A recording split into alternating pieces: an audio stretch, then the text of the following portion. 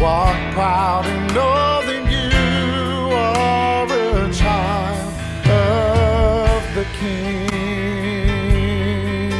I'm Zach, this is Elsa, and these are our sons Jacob and Luke. You're a gift from the Father up above.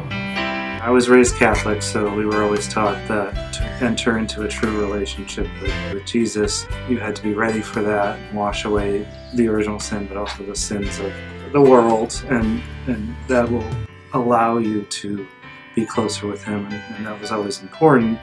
But also it allows us to become fully part of the community here. I think with Luke especially, maybe it washes away kind of the misgivings or biases of the world and allows him to be a full part of the family here. Created in His image.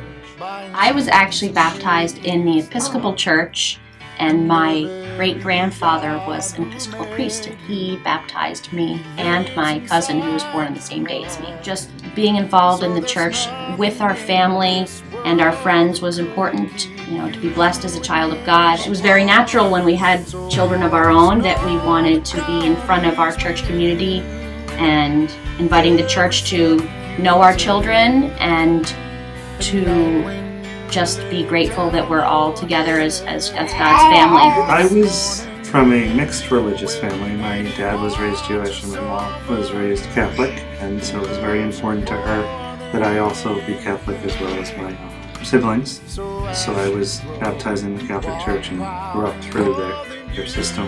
And family was always a big thing, but while I didn't really get much exposure to the Jewish faith, I had some experience with that. Religion's always been important, following God's been important, and the fact that I was exposed to both showed me the community is as important, and you have to be able to trust and love the people that you worship with for it to be something other than just hollow rituals that you just do out of habit. What I really like about this place is it's not a 45-minute mass. It's different a little bit every week. You were born to do great things. Like, one that was for the Father, one was for the Son, and one was for the Holy Spirit. We had everyone's support and love, just expecting him. It was great to see Robbie hold him when Robbie was there 6 months earlier visiting him in the NICU with Abby. It was almost a formality to have him baptized because even when he was born, people from PCTR were visiting him in the hospital and asking about his progress. So it was just, I thought of the baptism as a celebration. Well, that was awesome. I am so grateful to the Weiner family for sharing a little bit about little Luke's baptism. And I, for one, was incredibly grateful to be there, to see it, to be a part of it. And Elsa really is right. Anytime a child is baptized in our church, it is a celebration. It's a wonderful moment that the congregation gets to be a part of and celebrate with the family. But did you know that baptisms are not only for children?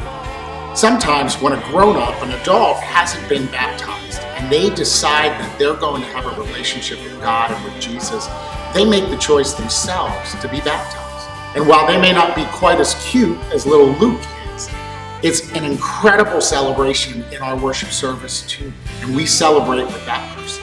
But no baptism, at least any that I've ever seen, has ever been anything like the one that we're going to look at in today's Bible story. It was an important moment for the person who was baptized, but guess what? It was also a really important moment for all of us too. We can find this week's story in your Bible in Matthew 3, verses 13 through 17. Or if you've been following along in the story and you have that book, this week takes us to chapter 23. Well, we hope that you'll have some quality time as a family to dig into this awesome verse. And we also hope that you take some time as a family to talk about the baptisms that you've experienced.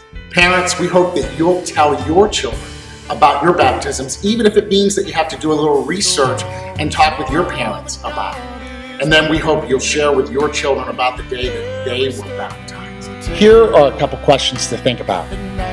How does it make you feel to know that you are so loved, that in his baptism, Jesus said yes to God's plan with you in mind?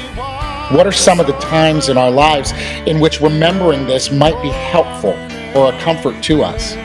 And knowing that Jesus is for us, that he's with us in all situations, what are some ways that we can say yes to God's plan for us to show his love by helping others and following him as a disciple. We hope that this next few days finds you all having some time to be together as a family, digging into God's Word and learning about the baptisms that have occurred in your family, such special and important moments. And we will check back in with you in just a few days. So blessings until then. Child of the covenant, whose journey's just begun.